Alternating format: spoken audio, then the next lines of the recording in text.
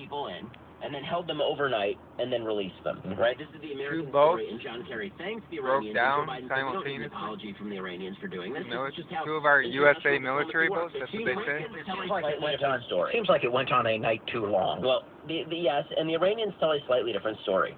The IRG said that the Americans were snooping, and the Iranian army chief said that the seizure of the boats was a rebuke to Congress. IRG, Iranian Revolutionary Guard. Okay. And the Iranian army chief said, quote, "This incident in the Persian Gulf, which probably will not be the American forces' last mistake in the region, would be a lesson to troublemakers in the U.S. Congress."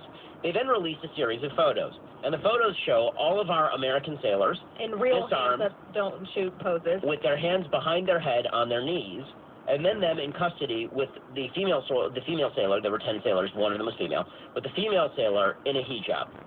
So, last time AAA came to tow me, just a few weeks ago, I clearly remember when my wife was in the car and they said, "Get out, put on a hijab," right, and forced me to raise my hands until they could tow my car to the local tire place. And they kept you overnight at a prison cell before they let you go home. Let's not compare the service that you would get from Iran or the attention you'd get from Iran to what you would get from AAA. I wouldn't do that, except that the Obama administration did. The Obama administration said that this was basic protocol for how you help out a fellow ship. Okay, I highly doubt that if a British ship broke down in American waters, we bring them here, we put them overnight in hijab, and then we make sure that they raise their hands when we board their boat because we're afraid we're going to go to war with Britain. Let's hear what Jen Psaki at the White House is saying about Iran, and does this put the deal in peril, and can they deliver? They've already delivered a great deal on centrifuges and turning them over. Here's Jen Psaki in Washington. Jen, can they deliver on a situation like this when the Iranian Revolutionary Guard have, they say, arrested these 10 American sailors? Well, we've seen a range of reports out there, some that you've been talking with members of Congress and other guests about in the past couple of minutes.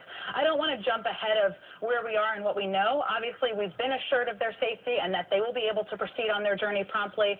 Obviously, if they're not, that would be of concern, but we're focused on kind of seeing that move forward at this point in time. Here's more of Jen Psaki representing the Obama White House. If the Iranians refuse to release these 10 Americans, 9 men, 1 woman, if they don't release these 2 vessels, will the U.S. go forward with the Iran nuclear deal? Well, if I'm not going to get ahead or predict outcomes like that, that certainly would not be aligned with what we want to see with the nuclear deal. You've seen progress made on the nuclear deal. You know what else needs to happen. But this is a situation, again, where we've been in touch. We've been assured of their safety, that they'll be able to move forward on their journey promptly, and that certainly is our hope. And finally, here's Senator Tom Cotton of Arkansas, who obviously said this before the 10 were released. They're all released again. No injury, no bodily harm had been detected. Here's the Republican senator. This kind of openly hostile action is not surprising. Exactly what I and so many others predicted when President Obama was negotiating the nuclear deal with Iran, that it would embolden their aggression towards the United States and our allies in the region. I also want to react, though, to something Jim Sciutto said just before I came on. He said, according to a senior administration official, there's no sign of hostile intent by Iran. Think about that for a second. Senior members of Barack Obama's administration are apologizing for Iran seizing 2 U.S. Navy vessels and holding 10 sailors hostage.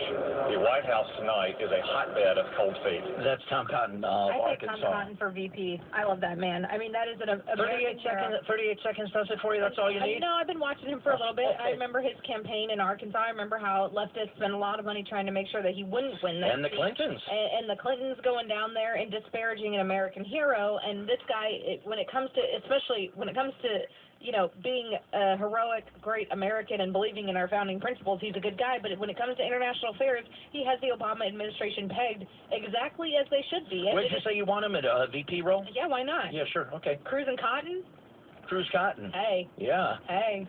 Okay. Good idea. Okay. Cotton is great, but again, Cotton could cling to Cruz. The pictures are just amazing. We're going to post them on the Morning In for Facebook. And the fact is, by the way, they violate the Geneva Conventions. You're not supposed to be taking pictures of your POWs or anybody who you capture and then releasing them to the press like that. Well, interesting how the Geneva Convention came up at a recent Republican debate when Chris Christie said he would shoot down Russian planes in a no-fly zone over Syria when Russia is getting permission from Syria to fly there. Rand Paul, the Republican, made the point, well, you're going to have to, I hope Governor Christie understand that you're going to have to rewrite the entire Geneva Convention if you do that. So too many Republicans, unfortunately, on that debate stage last time, and you've got me thinking of it now, Ben, with your eloquent analysis, seem to be sometimes not ready for prime time. Oh, I think the Geneva Conventions are a joke, but the reason I think they're a joke is because they're routinely violated by our enemies. So, I mean, the fact is that Iran did this. The only reason Iran did this is to humiliate President Obama for domestic consumption before Obama lifts the sanction. Because here's the reality. 2 days hence, President Obama is set to release $100 billion in assets to the Iranian government. But they've done a lot already, because remember early on, one of the important sticking points was Iran apparently came to the table and said, no, we want our economic resources made available before we do anything. And the U.S. and Western powers, led primarily by the U.S. and John Kerry, said, no, you got it all wrong. You're going to do these major things before we release any economic funds. And you know what? Iran did it. That's why they're calling this, Implementation Day. Iran, the list is very long. I heard it on the radio and read it online yesterday of the centrifuges they've thrown overboard and all of this. So there has been, I know that this become a